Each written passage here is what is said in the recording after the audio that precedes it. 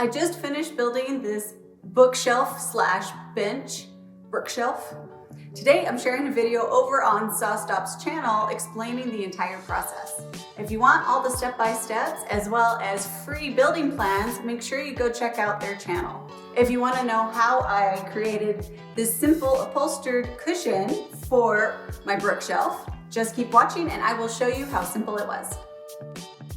If you're a little intimidated by upholstery, don't worry. This technique for creating a cushion requires zero sewing, so no sewing machine required. In fact, on the bright side, you might actually get to use some power tools.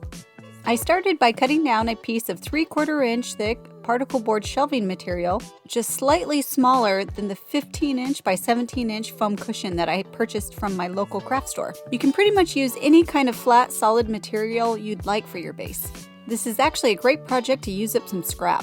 If you have it, I recommend using an engineered sheet good like MDF, particle board, or even plywood. And make sure it's at least 1/2 inch thick.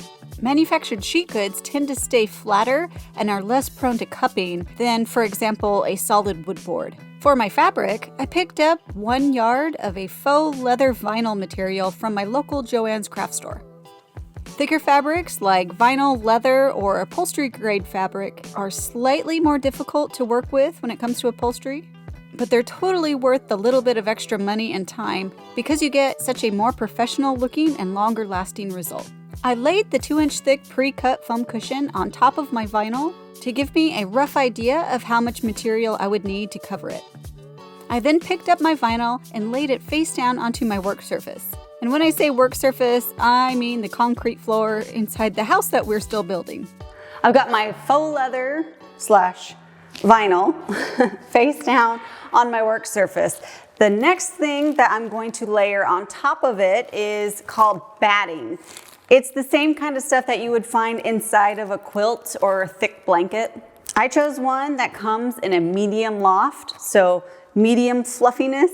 Although you might not think about it, batting is actually really important when it comes to upholstery. It helps smooth out all the lumps and bumps, and it makes sure that the sharp edges of that particle board base won't rub through the fabric after lots of use. With a layer of the batting placed on top of the wrong side of my vinyl, the next step was to center and place my foam cushion. If you're using a particularly slippery or silky material, I then added my 3/4 inch thick particle board panel on top. For my next step, starting in the middle of one edge, I grabbed both the vinyl and the batting and pulled it firmly but evenly towards the center of the panel. This process is actually a little easier when you're using a thicker material like vinyl or leather. Using a heavy-duty stapler, I began driving a line of staples as evenly as I could, approximately 1 inch in from the edge. Now that I've stapled one side, leaving about 2 to 3 inches on either end, I'm going to turn the cushion around and start pulling on the opposite side. I'm using a battery-powered stapler from Arrow, which is a nice upgrade, but totally not necessary. Any heavy-duty wide-crown stapler that can handle 3/8 to 1/2 inch staples will be fine. It may take a few tries to get the tension of the fabric just right. In fact, at this point, you might find it helpful to borrow an extra set of hands so you can pull the edge of the fabric and batting a little bit more evenly. After a few tries, you'll get the hang of it, and don't feel bad if you have to pull out and reposition a few of the staples. I want to disclose the fact that I am definitely not a professional upholsterer. I've done several DIY upholstery projects in the past, which I'll link to in the description box. But I'm simply sharing the techniques that I have used before, which worked for me. Any professional upholsterers watching are probably rolling their eyes and shaking their head.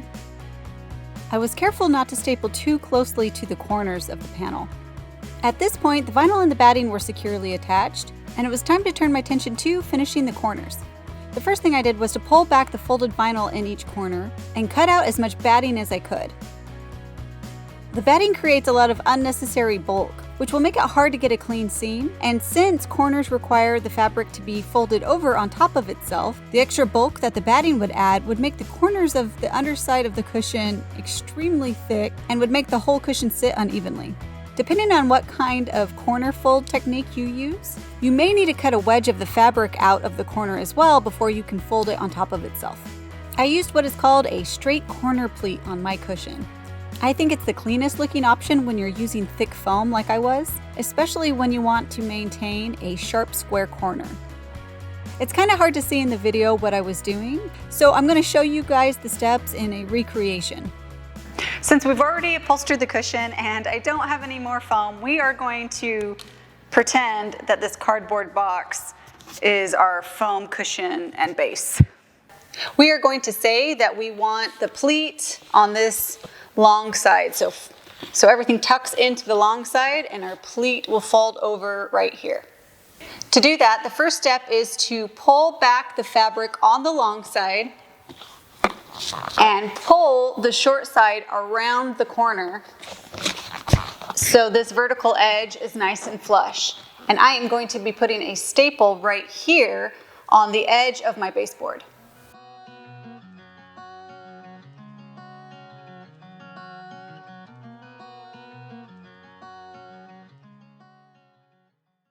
Now everything wants to push this direction because the staple is holding it down on the corner. I need to be able to tuck all of this down behind the flap on the long side so I can pull it up, but there's just way too much material right here. So I'm going to have to go in and cut a notch of fabric out so I can now tuck this short side underneath the long. When I'm cutting, I want to make sure that my cut doesn't go too far down into the corner or too far over to this edge. I want to make sure that I still have enough vinyl to fold this over and to easily cover the raw edge of the short side.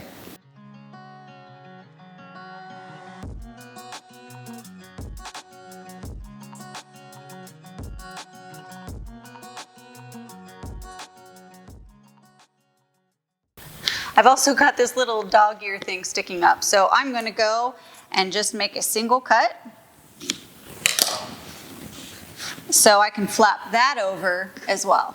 My next job is to tuck everything I can as tightly down flat into the corner, to fold over the long edge so I have a nice crisp seam, and to fold it over so it aligns with the corner of my foam.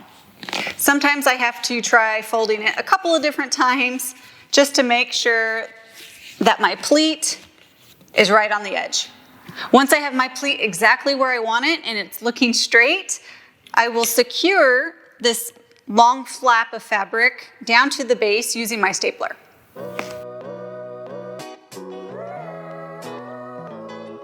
Once my corners were secured and stapled in place, the last step was to trim off the excess vinyl and batting. If you want to be extra fancy, or if the bottom of your chair is going to be exposed, like in a dining chair, I recommend cutting an extra piece of fabric slightly smaller than the cushion, folding all the edges under and ironing them with a crisp edge, and then covering the bottom of the panel with the fabric, stapling around the perimeter. Since the bottom of my cushion would be covered, the last thing to do was to lower it in place on top of my mid-century styled bookshelf bench.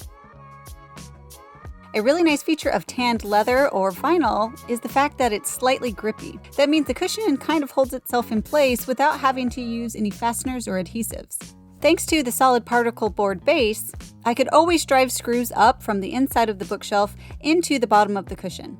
At this point, I like being able to easily swap out or reupholster the seat. If you're curious how I built the structure of the bookshelf bench, or if you're interested in scoring some free building plans for yourself, make sure you head over to sawstop.com. I'll leave a direct link in the description box below. My husband and I recently built a custom home and detached workshop all by ourselves. If you're curious about that, you can click this box to check out the whole Building Modern on a Budget series. If you like other types of DIY content, check out this video. Make sure you leave any questions that you have for me in the comment section below. And as always, thanks for watching, guys.